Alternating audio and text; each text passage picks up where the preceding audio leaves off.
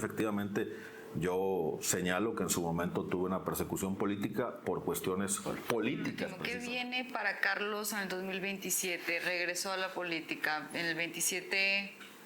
25. 2000, bueno, yo hablando ya visualizando el 2027. Ya.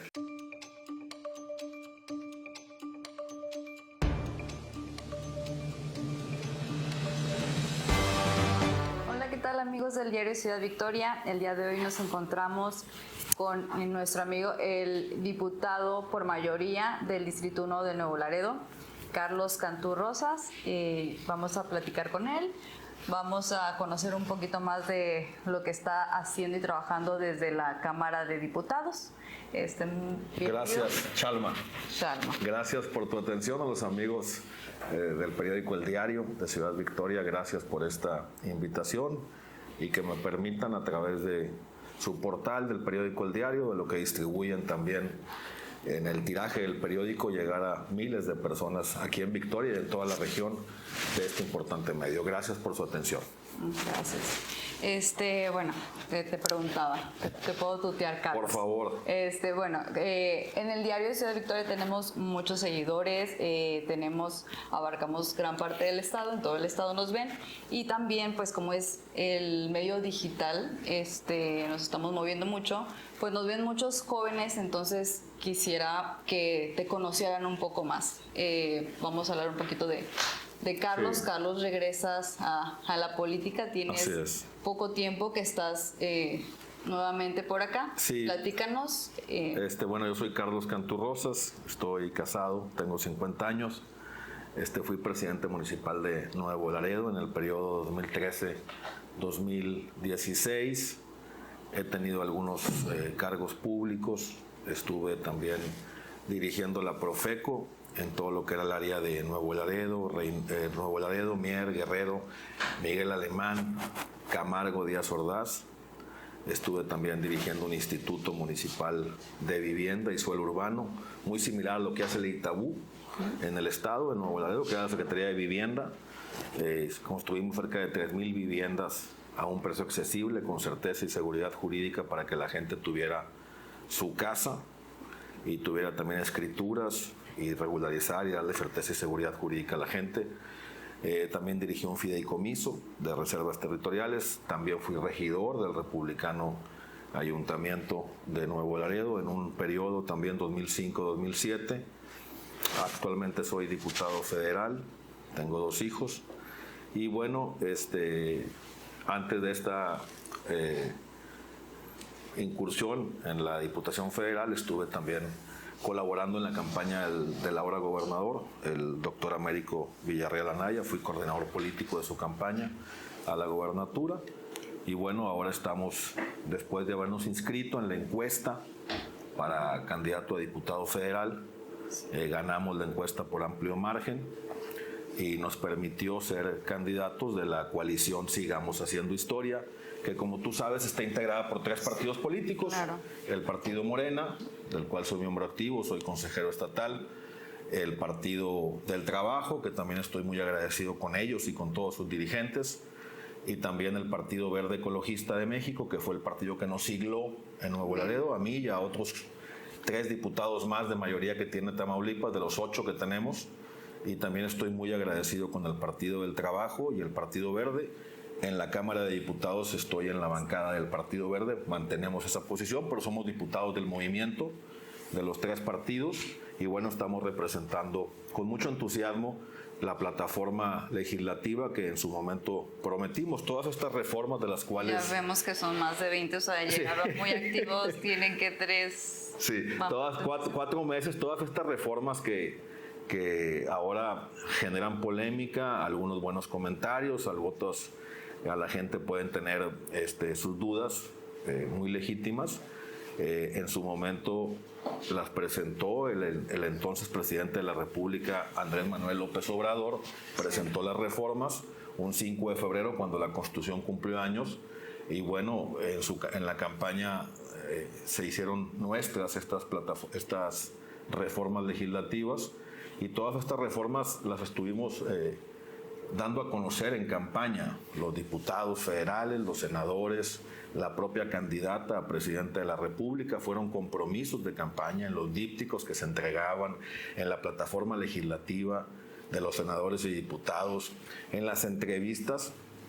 Fue parte fundamental de los compromisos y estamos ahora legislando sobre lo que prometimos en su momento en la campaña electoral de hace algunos meses. Claro, una de estas polémicas y la llamada reforma judicial.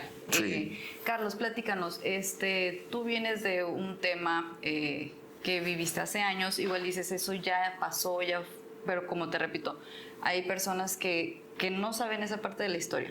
Sí. Tuviste una persecución política, estuviste fuera del país mucho tiempo y tal vez hubo un posible contubernio entre el Poder Judicial y tu situación. Ahora apoyas esta reforma judicial. ¿Por qué lo haces? Porque primero, los mexicanos sí, lo necesitan. Sí, tocando el tema primero de lo que señalas de la persecución, efectivamente yo señalo que en su momento tuve una persecución política por cuestiones políticas precisamente, para impedir que siguiera participando políticamente activo en el gobierno o políticamente activo en algún partido político. Perdón, ¿cuántos años estuviste fuera? No estuve fuera precisamente, alejado de la política casi 4 años. Casi 4 años. La persecución inició en el 2018 aproximadamente y estuve intermitentemente, no estuve fijamente en Nuevo Laredo, Tamaulipas o en Tamaulipas, estuve moviéndome constantemente en diferentes ciudades por seguridad personal de mi familia, que también sufrió el acoso, la persecución. Algunos miembros incluso fueron encarcelados. Carmelilia, incluso siendo presidenta municipal, también sufrió algunas consecuencias, alguna orden de aprehensión. Pero bueno, eso yo lo superé, afortunadamente. Se demostró que era una persecución política. Todas las acusaciones que en su momento me imputaron, judicialmente las gané, se confirmaron en los diferentes juzgados, en las instancias correspondientes, en los tribunales de alzada. Y bueno, yo miro hacia adelante, no guardo ningún rencor, ningún ánimo de venganza, no tengo ninguna frustración, no quiero andar como otros personajes diciendo que me hicieron y esto. Me tocó así las cosas, lamentablemente. Sí, vuelta a la página, hacer el bien, no vivir con rencores, porque luego te conviertes en igual o peores que ellos, los que me dañaron. No utilizar un cargo público para dañar deliberadamente a un opositor, a alguien que no piensa como tú, o mucho menos a su familia, meterse con su familia, que eso es sagrado, que no tienen la culpa y conmigo lo hicieron. Entonces, darle vuelta a la página, seguir hacia adelante. Y bueno, la reforma judicial, hay gente que señala que es la reforma más importante de los últimos 200 años de la vida independiente de México. Y yo creo que sí, tiene mucho de cierto. Obviamente siempre que hay grandes reformas, que hay un parteaguas, un antes y un después, una transición democrática, grandes procesos de cambio, siempre se generan suspicacias, controversias, dudas. Hay gente que está de acuerdo, que no está de acuerdo, pero creo que ahora con esta reforma judicial que se va a dar la posibilidad al ciudadano de que pueda elegir libremente a los miembros del Poder Judicial, y que aparte los miembros del Poder Judicial que quieran acceder están pasando filtros y controles y requisitos legales y constitucionales que con la nueva reforma se imponen. Y hay comités evaluadores de parte del Poder Judicial, de parte del Poder Legislativo, de parte del Poder Legislativo. Bueno, van a llegar y van a poder participar, someterse a la votación. Y además fue una reforma que ya la propia Corte, en donde había y se generaba mucha controversia, declaró que era constitucional en votación dividida. Bueno, pues no tendríamos ningún impedimento. Esta reforma que reduce de 11 a 9 los ministros de la Corte, esta reforma que establece tiempos razonables para la resolución de las controversias que se puedan suscitar En los amparos también es bueno. Esta reforma que desaparece las salas y hace un solo pleno. Esta reforma que reduce los emolumentos, las percepciones económicas, las pensiones vitalicias, creo que es importante, es buena. Que reduce también y que desaparece el Consejo de la Judicatura Federal, que estaba en un solo miembro, en una sola persona, y que ahora crea un tribunal de disciplina judicial y además una cuestión administrativa. Creo que va a ser bueno. Además, ¿cómo se estaban nombrando los ministros de la Corte anteriormente? Se nombraban a propuesta del Ejecutivo Federal, fuera quien fuera, y por determinación, por mayoría de votos calificada en el Senado de la República. Si fuera cierto lo que señala la gente que está en contra de la reforma, que la presidenta Claudia Sheinbaum quiere instaurar una dictadura, pues tan sencillo como mandarlo al Senado de la República, y a lo mejor se batallaría mucho menos porque era un proceso ya legalmente establecido y tendríamos como quiera la mayoría calificada para nombrar a los ministros. Al contrario, se está sometiendo a la población y hay un comité evaluador. Yo creo que es una reforma importante, buena, trascendente. Se seguirá seguramente generando polémica ahora mismo con lo que viene. ¿Y confían en transparencia en el proceso? Digo, sí. Vemos en cada proceso electoral que va a ser diferente, ¿verdad? Porque, pues, bueno, diferente en cuestión del tema. O sea, que ahorita son jueces, magistrados, etcétera. Como vemos recurrentemente que ponen pues denuncias por presuntos violaciones en el proceso, etcétera. ¿Confían que esta va a ser una elección donde no haya yo espero que sí, fuerzas externas? Y espero que sí. Obviamente toda elección es perfectible. Siempre habrá seguramente señalamientos, dudas, gente que esté en desacuerdo, pero espero que sí. Los partidos políticos no pueden participar, no pueden hacer suyo algún candidato o candidata también. Y obviamente pues los jueces en su momento tendrán la posibilidad de hacer campaña y esa situación. Ok, ya nos explicaste un poco sobre lo que consiste la reforma judicial. El tema es a los ciudadanos, ¿cómo les impacta esta reforma? Para que ellos entiendan, porque igual dicen, ok, les reducen el sueldo o las pensiones vitalicias, que solamente es al magistrado, al juez. Ahorita a ellos, ¿cómo les beneficia? Acerca más a la justicia, acerca más a los juzgadores, a los que imparten la justicia, democratiza más el Poder Judicial, le da más legitimidad, no a que antes no lo tuviera, porque finalmente pasaban por los requisitos legales y constitucionales que tenían que someterse, sino que ahora lo hace más cercano a la gente, y creo yo que sin duda alguna será una importante, gran reforma, también en cuanto al tiempo que duran en su encargo. Los funcionarios judiciales también ahora son distintas las fechas, todo eso. Entonces creo yo que será bueno y será de gran beneficio para la gente. ¿Qué otro tipo de reforma? Bueno, ya son 21, ¿verdad? Son 16 las que van, aproximadamente. Okay. Las que hemos aprobado son 16 reformas, 17 reformas máximo, posiblemente me falte una. Aquí traigo mi acordeón. Ahorita. Muy bien preparado. Son cerca de 75 artículos de la Constitución que hemos reformado. Antes de someter al Pleno todas las reformas también. En el tema de jóvenes, ¿cómo están trabajando desde la Cámara? En el tema de jóvenes hubo una reforma importante, trascendente, todo lo que tiene que ver con llevar a la Constitución el programa de Jóvenes Construyendo el Futuro. Jóvenes entre 18 y 29 años de edad que se encuentran en desocupación laboral y que no estén cursando algún nivel de estudios de forma formal. El gobierno, siempre y cuando estén capacitándose en algún oficio, técnica, profesión, les va a dar un apoyo económico mensual durante un año para que sus estudios, para que se capaciten, obviamente, y se les esté pagando algún sueldo cuando estén incorporados a una vida laboral dentro de una empresa. Entonces ayudas a la empresa y también ayudas al joven. Creo que eso es importante. Todo lo que tiene que ver también con las reformas que hace algunos días señaló la presidenta, en ocasión de lo que hicimos con el salario mínimo. Era una política pública antes de esta reforma del salario mínimo, que el salario mínimo con el presidente Fox estuviera aumentando año con año. Durante 6 años, desde el primer año de su gobierno, estuvo teniendo cambios, brincos hacia arriba significativos al salario mínimo. Teníamos un salario mínimo muy bajo, tanto en la franja fronteriza del país, zona norte, como en el interior del país. Y año con año el salario mínimo estuvo aumentando como un tema de política pública.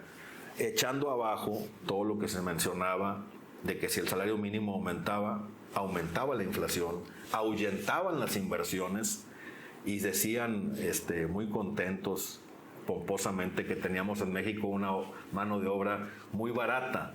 Era una política deshumanizante, permítaseme la expresión. Y ahora que establecimos en la Constitución de forma obligatoria que el salario mínimo esté aumentando año con año por encima de la inflación, pues obviamente esto es bueno para la gente. Claro, porque en los criterios de política económica, perdón que te interrumpa, que están enviados por el secretario de Hacienda a la Cámara de Diputados, establece que la inflación del próximo año va a ser de 3.5 aproximadamente, 3, 4, 5, de entre 3 y 4%, 3.5 lo establece. El salario mínimo para el próximo año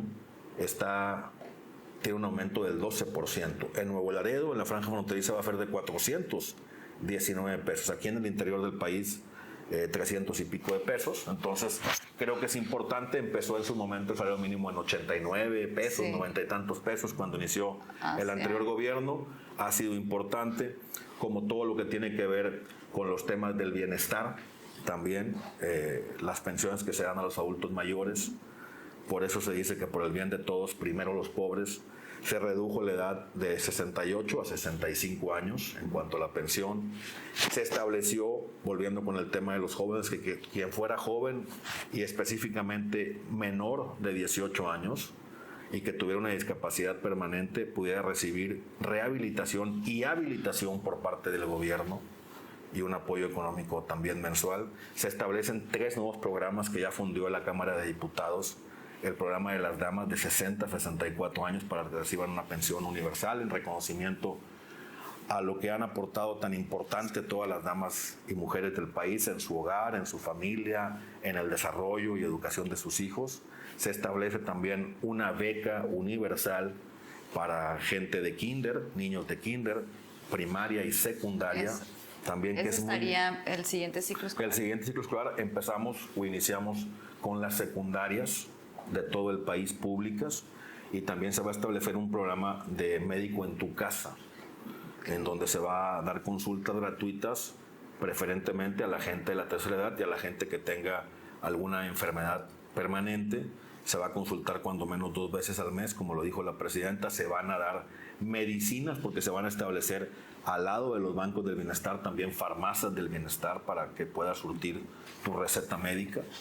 Y bueno, son programas que además de estos nuevos, pues hay muchísimos que se establecieron en la Constitución, como los precios de garantía, como el apoyo a los campesinos que siembran árboles maderables, frutables o de especies. Entonces creo que hay cambios importantes, trascendentes. Carlos, y en cuestión del presupuesto, sabemos que ustedes, los diputados federales, son los que pues defienden, pelean el presupuesto, lo definen, lo analizan. ¿Cómo viene para Tamaulipas el siguiente año? Vimos ahí que va a haber ajustes en cuestión del tema salud y reforzar la cuestión de seguridad. Tamaulipas requiere presupuesto importante. Inicio con tu última pregunta, con lo que tiene que ver con seguridad. Comentaste algo de seguridad. El tema de la seguridad, hubo una reforma en materia de seguridad a la Secretaría de Seguridad Pública Federal importante, que a pesar de que en el Congreso en ocasiones no se ponen de acuerdo los diputados y hay votaciones encontradas, es decir, que no son unánimes, esta reforma en materia de seguridad, que se reformó el artículo 21 de la Constitución, fue importante porque da nuevas atribuciones y facultades a la Secretaría de Seguridad Pública Federal, que tiene capacidades de investigación de la persecución del delito. Entonces es importante porque es el principal reto que tenemos como mexicanos o como políticos, el reto de la seguridad pública. Y además también establece que el Secretariado Ejecutivo en materia de seguridad pública podrá vigilar y auditar los recursos que se den a los estados y a los municipios en materia de seguridad pública para que se estén utilizando bien. Y además establece que la Secretaría de Seguridad Pública, para aquellos que dicen que el país está militarizado, va a ser quien establezca la estrategia en materia de seguridad pública, quien la establezca, quien la defina, quien la coordine, quien la mande. Y la Secretaría de Seguridad Pública está a cargo de un civil, el secretario licenciado Omar García Harfuch. y también establece el uso de la tecnología en la prevención del delito y el combate a los delincuentes. Creo que es importante esta reforma. Y lo otro que me mencionabas del tema del presupuesto, se lograron. Incluyó seguridad. Sí, ahí se incluyó seguridad. Hubo una reasignación de casi 7,000 millones de pesos en materia de seguridad para estados y municipios, además de lo que ya se tenía originalmente asignado.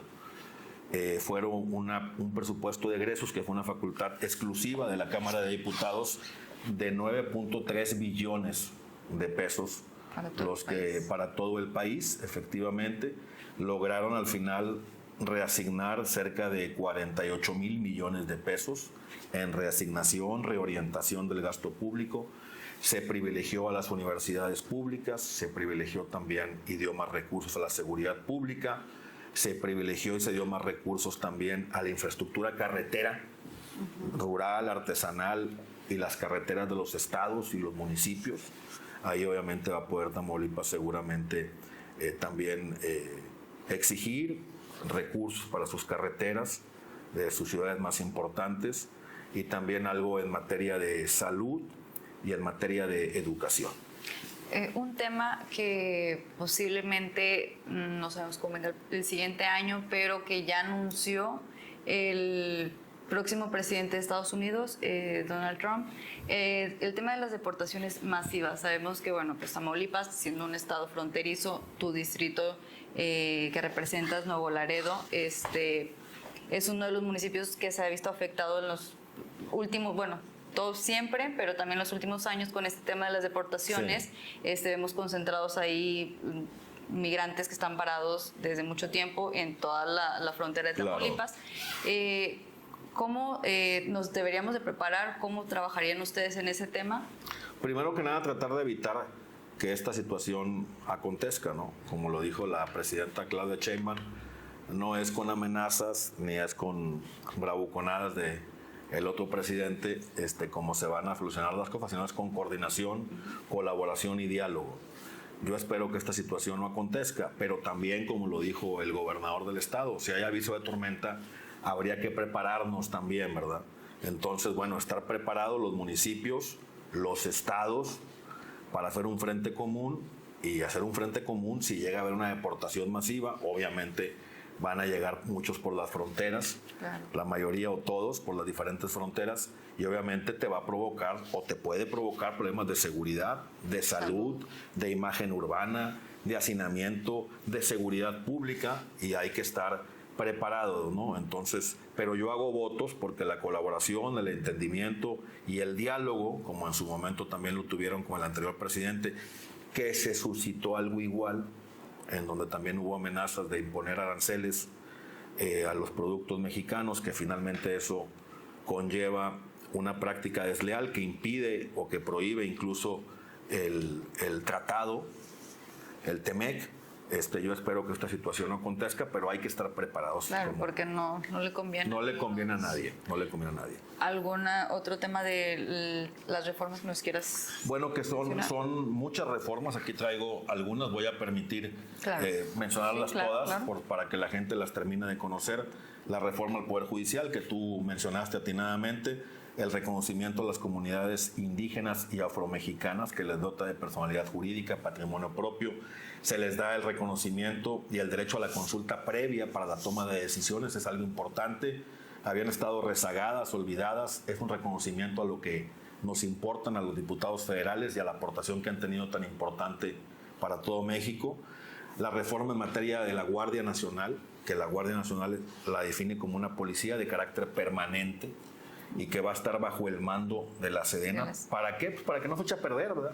Todos hemos visto lo que ha pasado con anteriores policías, cómo las infiltra el crimen organizado, cómo no tienen disciplina, valores, filosofía mística, y creo que estando en el ejército mexicano, adiestradas y formadas por el ejército mexicano, que lo define la propia reforma, pero con una filosofía y estrictamente civil, van a estar muy bien, y además van a tener un respeto irrestricto, como debe ser, a los derechos humanos. La reforma en salarios mínimos, que ya la comentamos, la reforma en materia de apoyo a los jóvenes, que también me hiciste favor de poder platicar contigo, la reforma en materia de transporte ferroviario, que es muy importante, la recuperación de las vías férreas al país.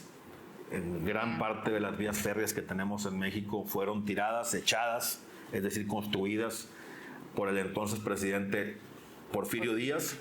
Posteriormente hizo tramos importantes el presidente López Obrador, pero tenían solamente contratos, asignaciones, permisos o concesiones para transporte de carga. Desapareció de la nada y de repente el transporte de pasajeros. Creo que es importante, con esta reforma se va también a privilegiar el transporte de pasajeros, todo lo que tiene que ver con la reforma de áreas estratégicas de la CFE.